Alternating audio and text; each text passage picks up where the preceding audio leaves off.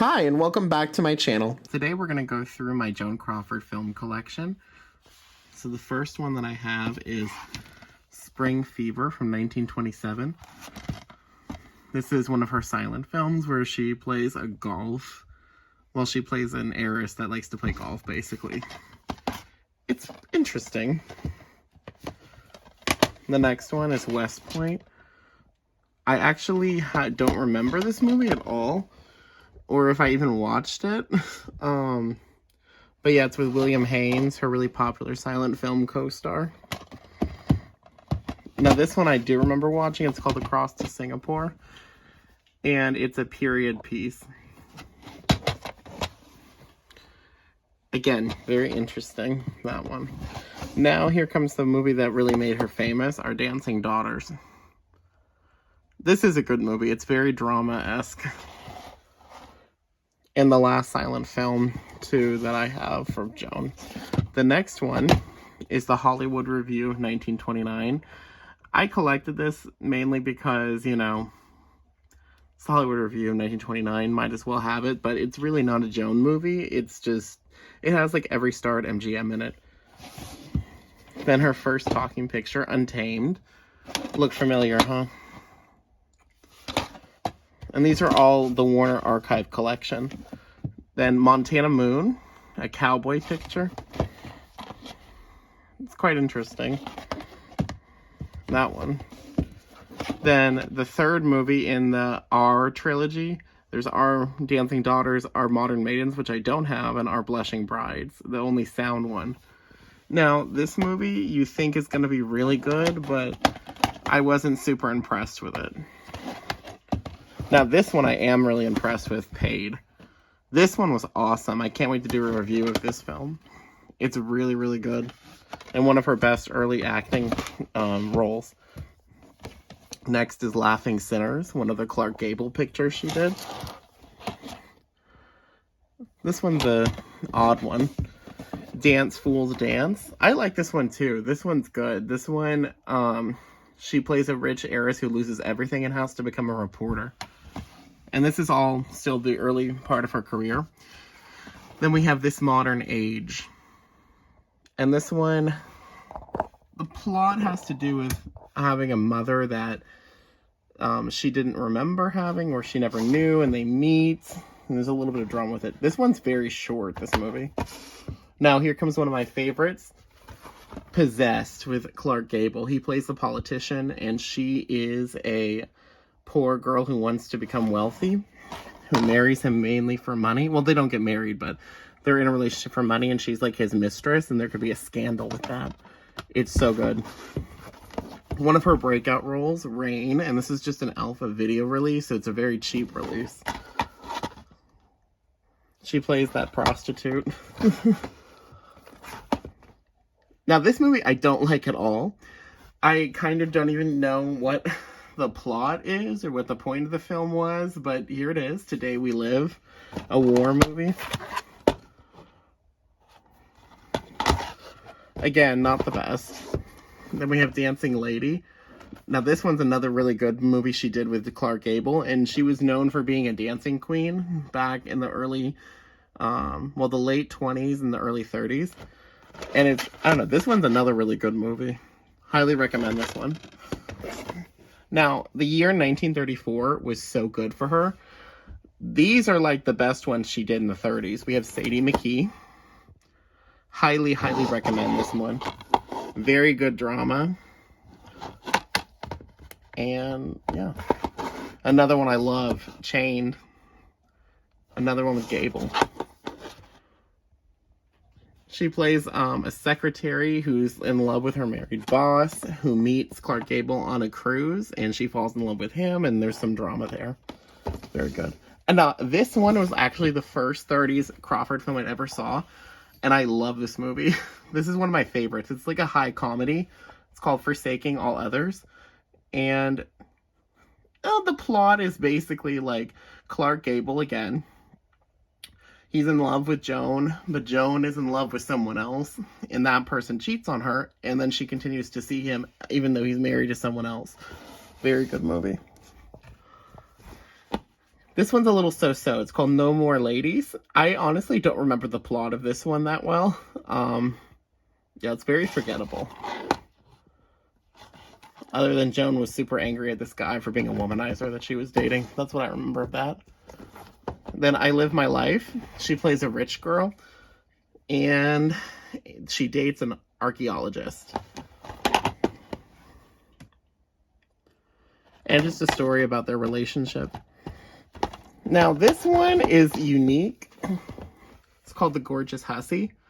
It's unique in that it's a period piece, and Joan really never did many period pieces. I think this is the only one she ever did.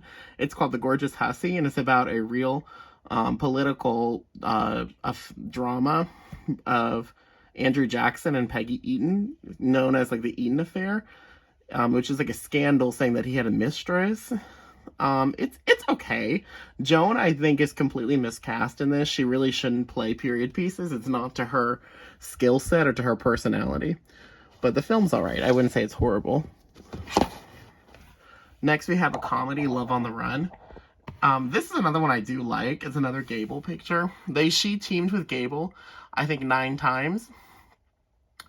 And she plays kind of like Runaway Bride, and he is a reporter chasing after her. Very similar, actually, to Bette Davis's The Bride Came COD.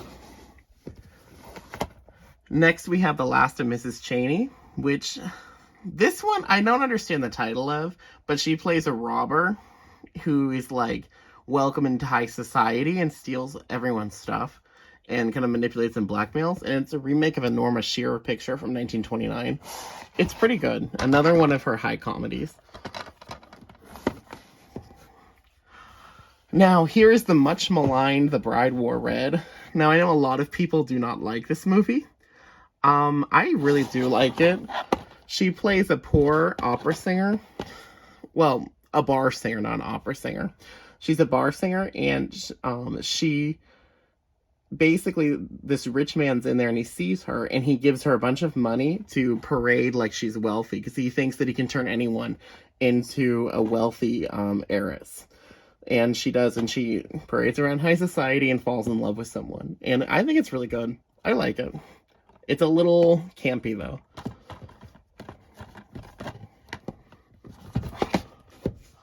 And next we have Mannequin, starring Spencer Tracy with Joan Crawford. I don't really like this one too much either.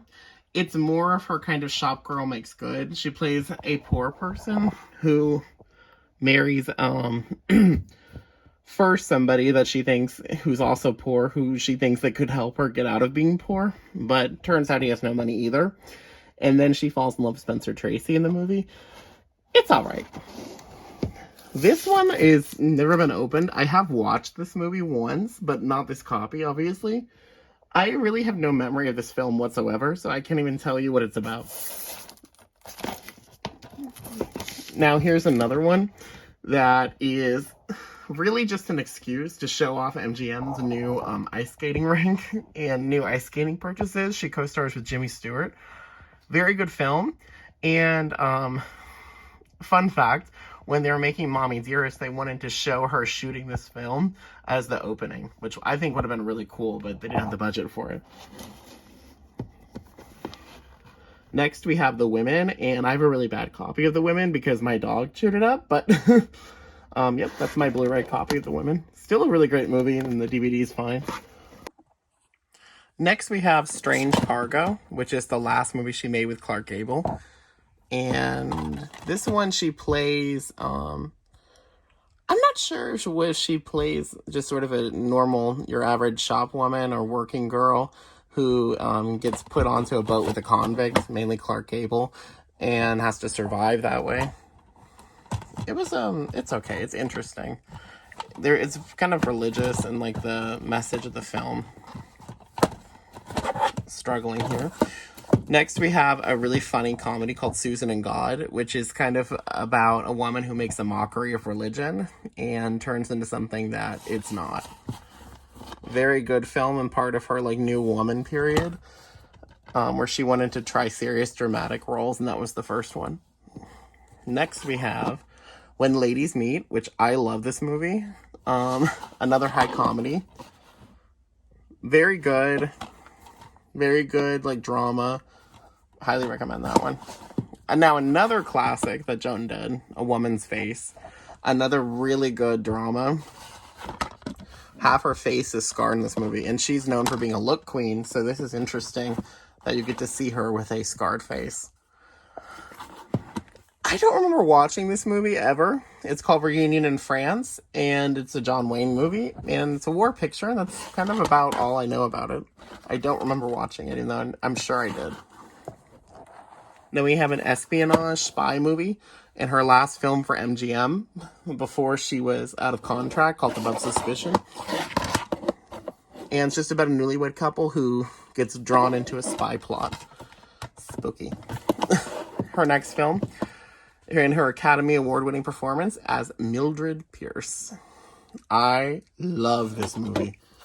It's so good, and she really did deserve the Oscar for it. Vita, Vita, darling. Next, we have Possessed. And not the same as the 1931 Possessed. It's a different movie entirely. She plays a woman who is very much in love with a man, and the scheme she goes through to try to get him. Next, Daisy Kenyon. Again, ironic, it's funny to me because I'm rewatching these for Joan Crawford January, but a lot of them I don't remember. Like, this movie I don't remember at all. And I remember really liking it too. It's part of her Warner Brothers period. Next, we have Flamingo Road. This one I did like. She plays a carny girl who becomes a waitress and gets involved in political intrigue in a small town. Next, we have The Damned Don't Cry, which is kind of like your quintessential 50s Joan Crawford role of, like, a hard-nosed woman who gets involved, like, a little bit, I believe, with a criminal element here. I do recommend that one, too. This movie I did not like. It's called Goodbye My Fancy, and she plays, like, a college professor. And, she plays a congresswoman who is in love with a college professor. That's what it was. I don't know. They said that the play was better than the film. I didn't like the film. It was a little bit too soap opera-y for me. Next, we have This Woman is Dangerous. And this one, she plays a criminal who needs an eye surgery. And, yeah, it's interesting. Not her best work, though. Then her independently produced movie, Sudden Fear. Super great tension and suspense. Great film. She should have won an Academy Award for this one, too. 100% agree. Next, followed that one up with a very odd film for her, Torch Song. I'm not sure what was going on in this movie, but they dubbed her vocals and her singing, and it's super campy. I can't say it's a good movie, but it's, it's there. Then we have a 4-film collection, Joan Crawford in the 50s. This has Harriet Craig. I recommend that movie. It's very good, about a controlling spouse. Queen Bee, another controlling woman in the South. Recommend that. Autumn Leaves, about a kind of, I'm not sure what you would call her, but a spinster who falls in love with a younger man. I like that one too. I would recommend it. And The Story of Esther Costello, which, it's hard to explain that movie. It's an adventure. I would recommend watching it, though. It's pretty good. Next, we have her only film for Universal called Female on the Beach. Another, like, little suspense film. Would recommend that one. Then The Best of Everything. She makes a small cameo in this, and the majority of the film is not about her. But, it's alright. Then we get to her Psycho Biddy period. We have Straight Jacket. Love it. I do have Whatever Happened to Baby Jane, but that's in my Betty Davis collection. I Saw What You Did. This movie is one of my favorites. Even though Joan's not a major focal point, I just love it. I would recommend. Check that out. It's a great horror movie. And Berserk. It's alright. It takes place at a circus. I wouldn't recommend that one. And of course, Mommy Dearest. And yeah, that's my Joan Crawford film collection. I have almost everything she's ever done. There's a few that I still need to get. But for the most part, this is her entire career. Thanks so much for watching, guys.